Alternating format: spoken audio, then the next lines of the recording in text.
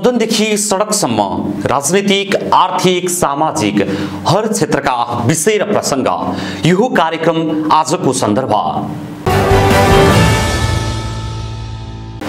नमस्कार, कार्यक्रम आजको सन्दर्भमा स्वागत छ। म दिपेश दाहाल। दर्शकवृन्द, कार्यक्रम आजको सन्दर्भमा हामी देशभर भएका राजनीतिक, आर्थिक, सामाजिक हर क्षेत्रका विषयवस्तुहरूलाई विश्लेषणात्मक रूपमा प्रस्तुत गर्ने गर्छौं।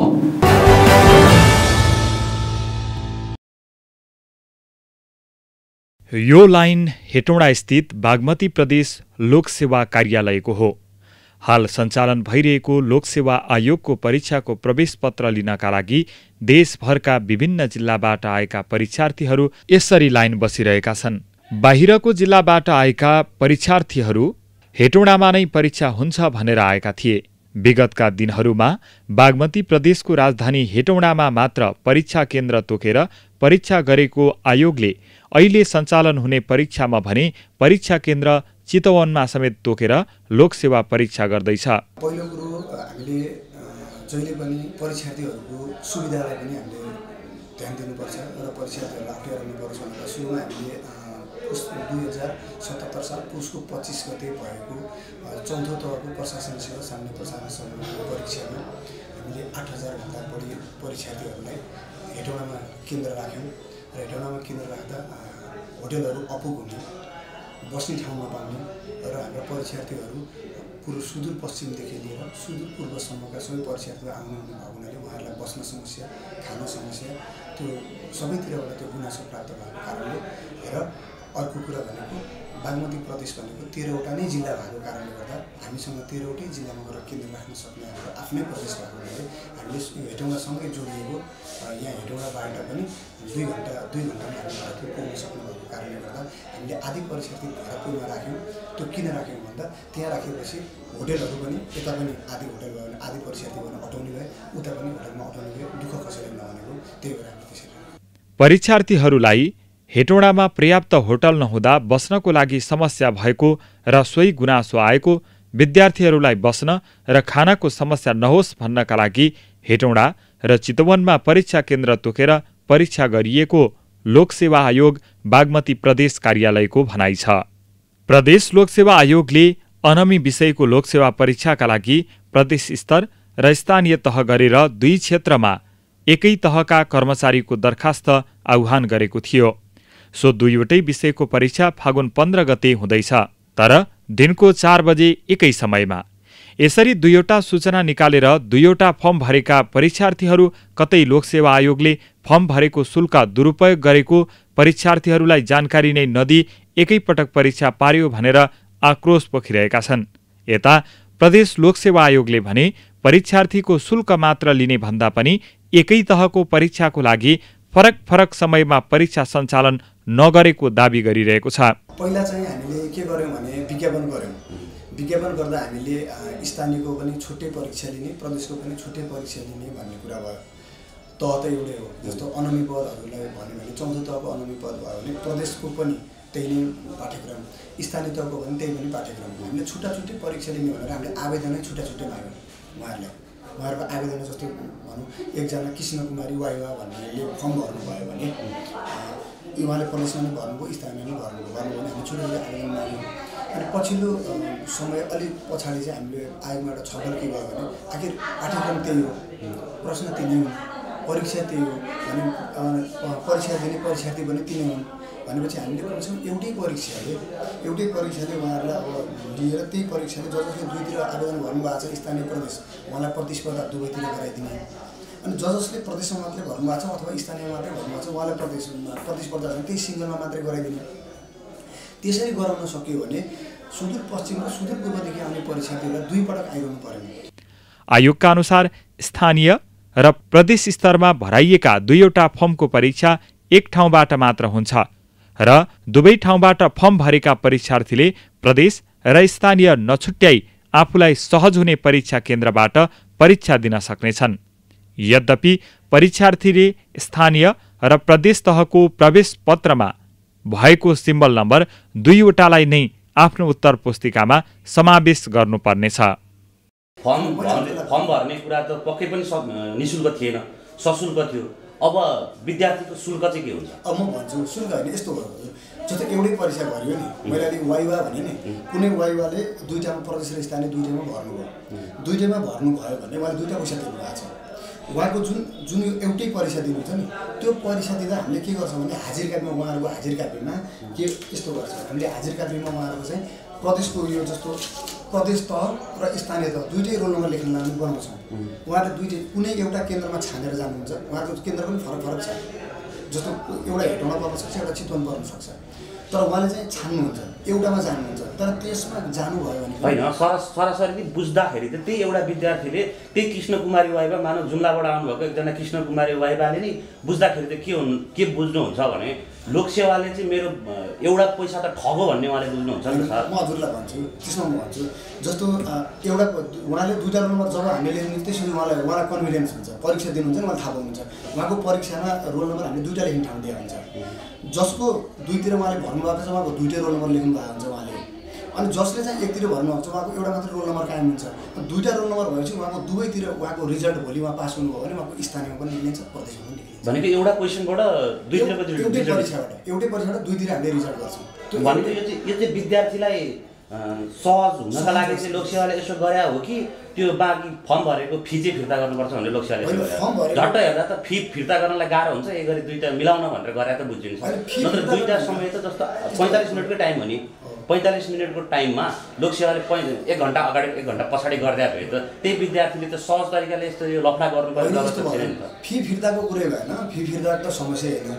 अब अहिले चाहिँ हामीले के भने जस्तो परीक्षार्थीलाई दुईपटक परीक्षा लिनु पर्थ्यो कि हामीले, उहाँहरूलाई जस्तो भनौँ न एउटै तहमा दुईचोटि परीक्षा एउटै तहमा दुईपटक लिनु पर्थ्यो। उहाँहरूलाई दुईपटक आउँदा चाहिँ उहाँहरूको खर्च त जस्तो अहिले जसरी उहाँहरूले चाहिँ भनौँ न एकपटक एउटा परीक्षार्थी होइन दुईपटक आउनुपर्छ भन्ने त कुरै भयो नि सर। एउटै दुईवटा फर्म भरेको दुईवटा टपिकको चाहिँ एकैचोटि इक्जाम भयो। होइन त्यही त म हजुरलाई भन्छु, जस्तो एकजना मान्छेले ए भन्ने मान्छेले अनमीमा भर्यो, प्रदेशको पनि भर्यो, स्थानीयको पनि भर्यो भने प्रदेशको इक्जाम छुट्टै लिएर स्थानीयको छुट्टै लिएर त दिन फरक भयो नि हजुरको, छुट्टा छुट्टै समय भयो नि होइन।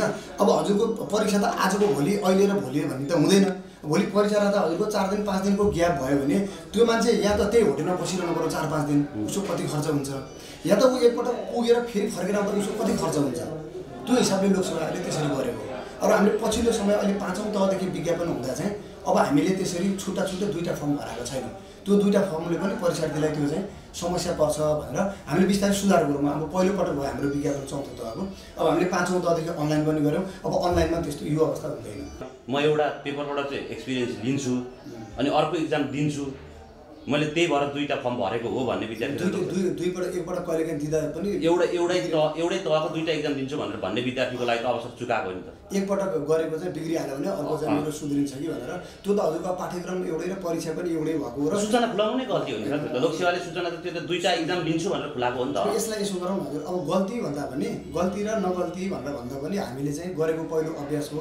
हामीले चाहिँ प्रत्येक स्टेपपछि सुधार गर्दै आएका छौँ र यो सुधारको क्रममा यो एउटै परीक्षा पनि हामी सुधार गर्छौँ। जुन हामीले टपिकको कुरा गऱ्यौँ ती विद्यार्थीहरूका लागि चाहिँ प्रदेश लोकसेवा कार्यालयले दिने बुझ्ने शैलीमा दिने म्यासेज चाहिँ के हो सर? के गरी यस्तो भयो चाहिँ बुझ्ने गरी जुन अघि हामीले टपिकमा कुरा गरिरहेको थियौँ नि, यही तपाईँहरूले चाहिँ गर्नुभएको एउटाले कमेन्ट गरेर इक्जाम गर्न लाग्नुभएको भन्ने टपिकको कुराहरू त्यो विद्यार्थीलाई बुझ्ने गरी। अब नेपालको इतिहासमा प्रदेश र स्थानीय तहमा विज्ञापन भएको पहिलोपटक हो, नेपालको इतिहासमै पहिलोपटक हो। हामीले पहिलोपटक विज्ञापन गऱ्यौँ, विज्ञापन गर्दा प्रदेश र स्थानीय पनि भऱ्यौँ। अब आखिर जस्तो यदि हामीले कुनै पाठ्यक्रम प्रदेशको लागि छुट्टै पाठ्यक्रम र स्थानीयको लागि छुट्टै पाठ्यक्रम तयार भएको अवस्थामा यो अवस्थै आउँदैन थियो। हामीले परीक्षाहरूको लिनै पर्थ्यो, किनभने जस्तो भनौँ न भोलि पाठ्यक्रमहरू बनाउँदा अनि हामीले चाहिँ अहिले परीक्षा चाहिँ एकदम नजिक आएको र पाठ्यक्रम हामीले परीक्षा तयार गर्दा एउटा परीक्षार्थी आएर परीक्षा हलमा बस्दासम्म लोकसेवाका तयारी भनेको पाठ्यक्रम निर्माणदेखि हुन्छ। पाठ्यक्रम निर्माणदेखि भएको हुनाले त्यो पाठ्यक्रम अहिले तत्काल हामीले निर्माण गर्दा प्रदेशको पनि र स्थानीयको पनि पाठ्यक्रम हामीले दुईवटा छुट्टै पाठ्यक्रमहरू निर्माण गर्न सकेका छैनौँ। अहिले हामीले परीक्षा गर्दा पनि प्रदेश र स्थानीयको सबैको पाठ्यक्रमहरू एउटै बनाएका छौँ। एउटैलाई अहिलेलाई चाहिँ हामीले प्रदेशको पनि स्थानीयको पनि त्यही प्रदेश स्थानीय दुईटै। त्यो भएको कारणले गर्दा एउटै पाठ्यक्रम भएको हुनाले एउटै परीक्षार्थीलाई दुई पटक किन चाहिँ यसरी चाहिँ परीक्षा दिन चाहिँ झन्झट गर्ने भन्ने हिसाबले लोकसेवाले त्यसरी एउटा परीक्षा लिएको, अनि त केही पनि होइन। सङ्घीय संरचनामा गइसकेपछि पहिलोपटक प्रदेश लोकसेवा आयोगले परीक्षा सञ्चालन गरिरहेको छ। पहिलोपल्ट सञ्चालन गरिएको परीक्षा भएका कारण प्रदेश लोकसेवा आयोगले धेरै चुनौतीका बीच परीक्षा सञ्चालन गर्नु परेको लोकसेवा आयोग बागमती प्रदेशको भनाइ छ।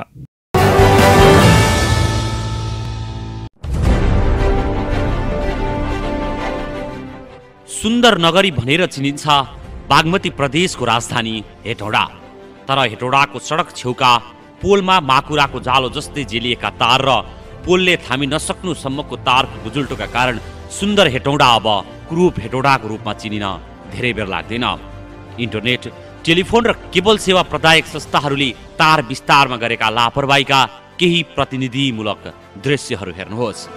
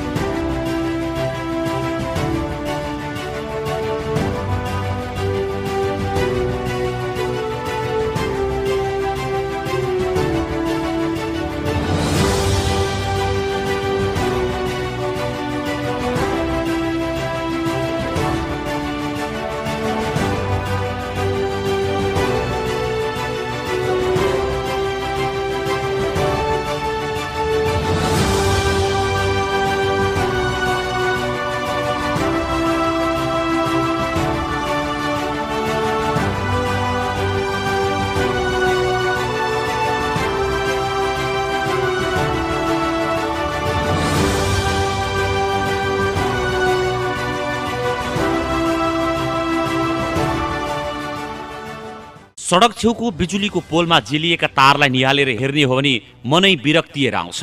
हेटौडाको मुख्य सडक होस् या भित्री सडक, जताततै सडक छेउमा रहेका पोलहरूमा सबैभन्दा धेरै इन्टरनेटका तारहरूले पोल नै नदेखिने गरी जेलिएका छन्। सुन्दर नगर हेटौडालाई आफूले टाँगेको तारले कुरूप बनाइरहेको देख्दा सेवा प्रदायक संस्था भनाउँदाहरूलाई लाज लाग्नुपर्ने होइन र? सडक छेउमा तारहरू भुइँसम्म लत्रिएका छन्। ठूलो सवारी साधन आउँदा अल्झने अनि चुडिने गरी सडकमाथि झुन्डिएका छन्। हरेक पोलमा बिग्रिएका र चुडिएका तारहरू भुइँसम्म छन्। बेला बेलामा तारमा आगो लागिरहेको हुन्छ। आकाशमा हेर्दा नीलो आकाश होइन, तारै तारको जालो देखिन्छ। पोलको फेददेखि टुप्पोसम्म तार गुजुल्टो पारेर झुन्ड्याइएको छ। केही गरी विद्युत लाइनमा खराबी आएमा मर्मत गर्नका लागि पोलमा भर्याङ हाल्ने ठाउँ समेत छैन। पोल हो कि बोर्लाको लहरा बेरिएको ठुटो हो, छुट्याउने गाह्रो हुन्छ। मकवानपुर उद्योग वाणिज्य सङ्घको दायाँ बायाँ रहेका दुईवटा पोलले तारको भारी थामी नसक्नु भएर दुईवटै पोलमा अर्को पोल टेको लगाएर अड्याइएको छ। फेद कुइएको पोल जोडी जोडी समेत पोल अड्याइएको छ। सडक छेउमा अशोकको बोटमा भित्रभित्र जेलिएको छ तारहरू, जसका कारण सहर त कुरूप छँदैछ, ठूलो दुर्घटनाको जोखिम पनि उत्तिकै छ। तर सम्बन्धित निकायको ध्यान पनि अझै गएको छैन। हेटौडा बजारको सडक आसपासको बिजुलीको पोलमा रहेका तारहरू व्यवस्थित गर्न हेटौडा उपमहानगरपालिकाले सेवा प्रदायक संस्थाका प्रतिनिधि सहितको बैठक बोलाएर छलफल तथा पत्रचार समेत गरेको थियो। बैठकमा चाँडै तार व्यवस्थापन गर्छु भनेर सहमति जनाएका सेवा प्रदायक संस्थाहरूले नगरपालिकाको आग्रहलाई व्यवस्था गर्दै आएका छन्। हेर्नुहोस् हेटौडा उपमहानगरपालिकाले पठाएको पत्रको बेहोरा।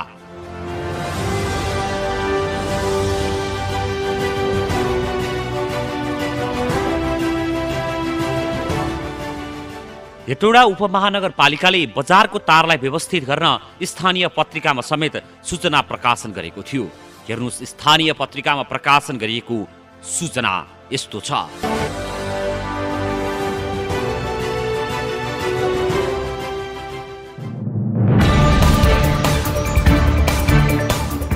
त्यति मात्र होइन, हेटौडा उपमहानगरपालिकाले हेटौडा बजार क्षेत्रभित्रको फोन, इन्टरनेट तथा केबलका तार व्यवस्थित गर्नका लागि बजारमा माइकिङ समेत गरेको थियो।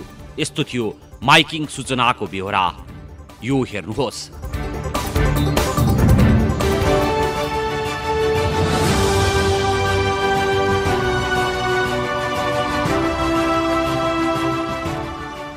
हेटौडा उपमहानगरपालिकाले हेटौडाको सुन्दरतालाई बढाउन र कुरूप हुन नदिन बारम्बार ताकेता गर्दा पनि सेवा प्रदायक संस्थाहरूले चुपचाप पेलिरहेका छन्। तारलाई व्यवस्थित गर्नका लागि हेटौडा उपमहानगरपालिकाले सेवा प्रदायक संस्थालाई पठाएको पत्र कुन संस्थाले कहिले बुझी लिएका थिए यो पनि हेर्नुहोस्।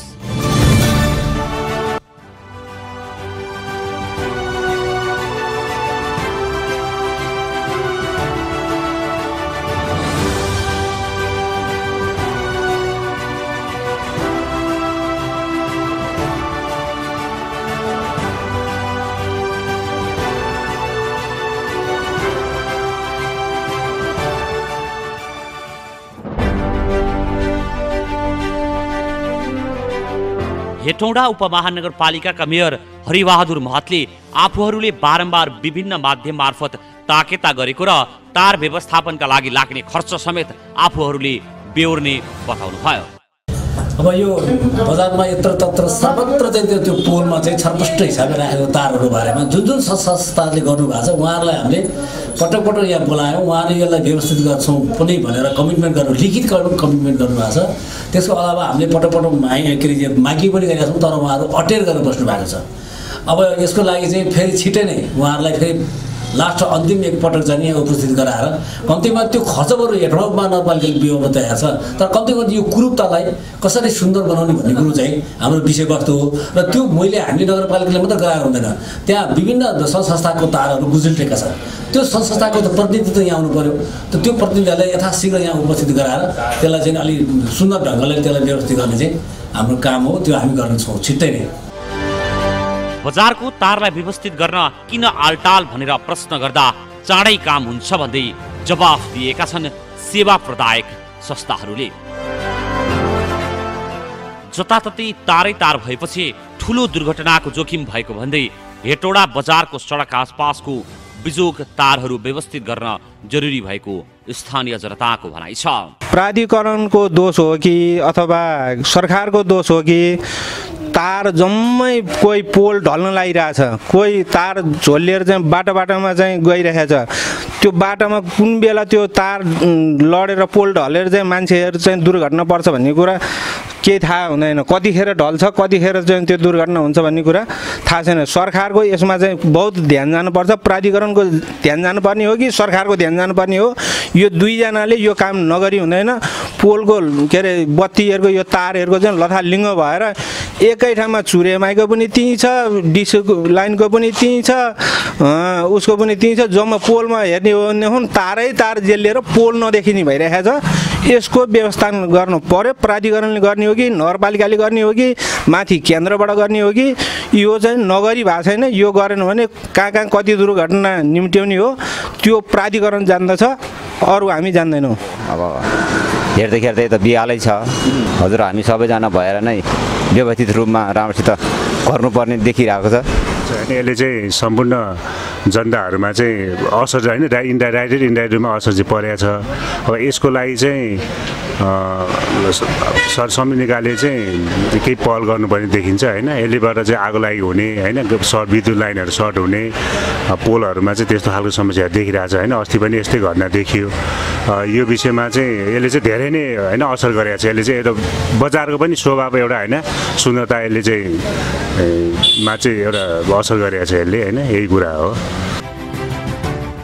एडीएसएस अप्टिकल फाइबर सेवा प्रदायक संस्थाहरूले नेपाल विद्युत प्राधिकरणको टावर र पोलहरूमा प्रयोग गरे बापत एडीएसएस अप्टिकल केबल सेवा सञ्चालन निर्देशिका 2073 मा भएको व्यवस्था बमोजिम प्राधिकरणमा सम्झौता गरेर स्वीकृति लिए पश्चात तोकिएको शुल्क तिरेर पोल प्रयोग गर्नुपर्ने हुन्छ। नेपाल विद्युत प्राधिकरण हेटौडा वितरण केन्द्रले सम्झौता गर्न र स्वीकृति लिन स्थानीय पत्रिकामा सूचना समेत प्रकाशन गरेको थियो। हेर्नुहोस् नेपाल विद्युत प्राधिकरण हेटौडा वितरण केन्द्रले प्रकाशन गरेको यो सूचना।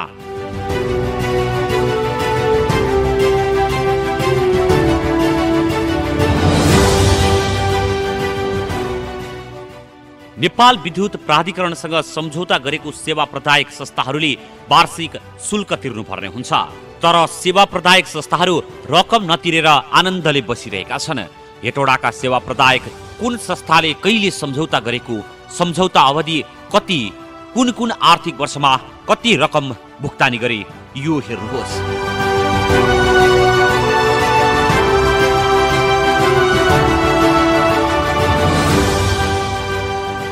नाम एनसेल प्राली, सम्झौता मिति 2076 असार 4 गते, सम्झौता अवधि 10 वर्ष। भुक्तानी गरेको रकम आर्थिक वर्ष 2076-77 मा 59,325 रुपैयाँ, आर्थिक वर्ष 2077-78 मा 85,902 रुपैयाँ 60 पैसा। यस्तै आर्थिक वर्ष 2073-74, 74-75 र 75-76 मा भुक्तानी नगरेको कुल भुक्तानी रकम 1,45,227 रुपैयाँ 60 पैसा।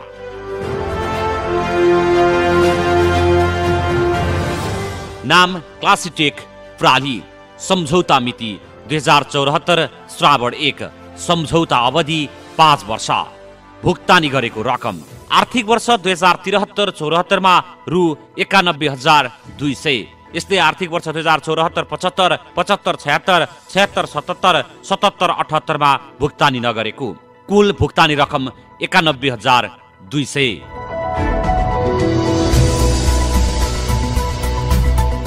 नाम मकवानपुर सामुदायिक भिजन प्राली, सम्झौता मिति 2074 श्रावण 1 गते, सम्झौता अवधि 5 वर्ष। भुक्तानी गरेको रकम आर्थिक वर्ष 2074-75 मा 1,24,500 रुपैयाँ। यस्तै 2073-74, 75-76, 76-77, 77-78 मा भुक्तानी नगरेको कुल भुक्तानी रकम 1,24,500।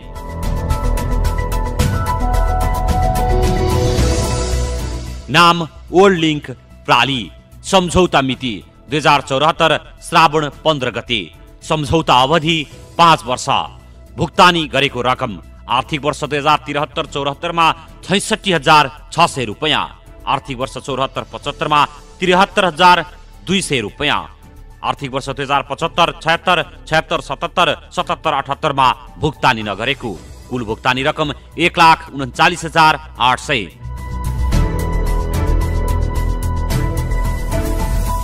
नाम मध्यमाञ्चल डिजिटल नेटवर्क प्राली, सम्झौता मिति 2074 श्रावण 1 गते, सम्झौता अवधि 5 वर्ष। भुक्तानी गरेको रकम आर्थिक वर्ष 2073-74 मा 19,200 रुपैयाँ, आर्थिक वर्ष 74-75 मा 21,450 रुपैयाँ। यस्तै 75-76, 76-77, 77-78 मा भुक्तानी नगरेको कुल भुक्तानी रकम 40,650 रुपैयाँ।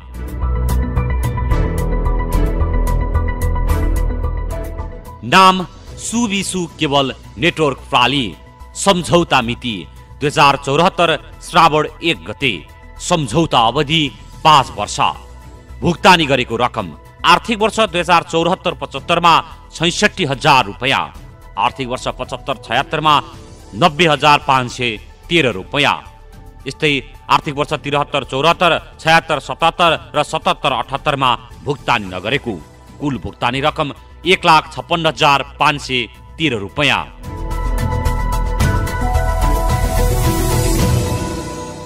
नाम भायोनेट कम्युनिकेसन प्राली, सम्झौता मिति 2074 माघ 9 गते, सम्झौता अवधि 5 वर्ष। भुक्तानी गरेको रकम आर्थिक वर्ष 2074-75 मा 31,350 रुपैयाँ, यस्तै 73-74, 75-76, 76-77, 77-78 मा भुक्तानी नगरेको कुल भुक्तानी रकम 31,350 रुपैयाँ।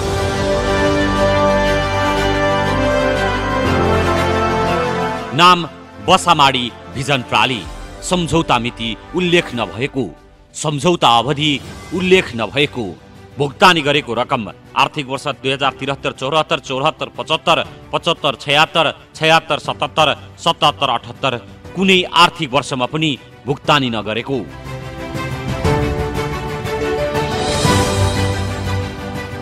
नाम बस्तीपुर केवल प्राली, सम्झौता मिति 2074 मात्र उल्लेख भएको, सम्झौता अवधि 5 वर्ष। भुक्तानी गरेको रकम आर्थिक वर्ष 73-74, 74-75, 75-76, 76-77, 77-78 कुनै पनि आर्थिक वर्षमा भुक्तानी नगरेको।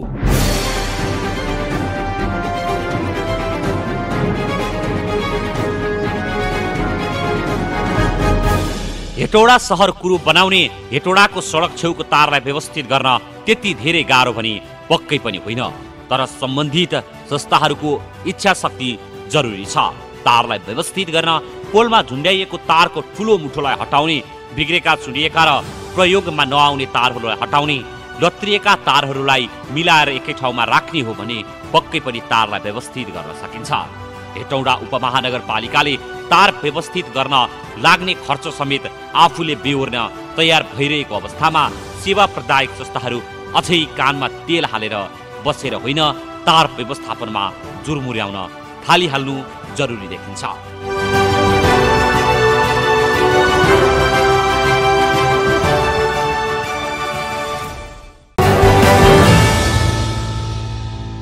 हौस् त, कार्यक्रम आजको सन्दर्भ आजलाई यति नै।